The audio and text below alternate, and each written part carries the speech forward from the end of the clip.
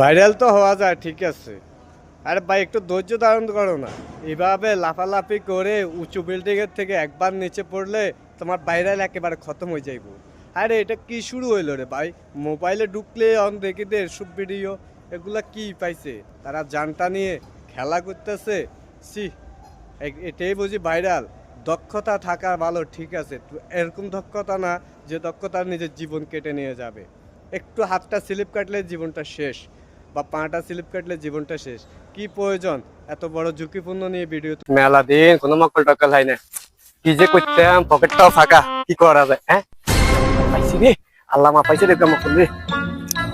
হ্যাঁ হ্যালো, জানো কেমন আছো? আমি তো ওই বদনাশা পার্কে আছি। ওই বদনাশা পার্ক ছিল না, ওইখানে আছি। তোমার সাথে বেরন ক্ষেত নিয়ে বসে বসে কথা বলবো আর কি, বুঝছো? তো তাহলে তুমি আসতেছো কেন?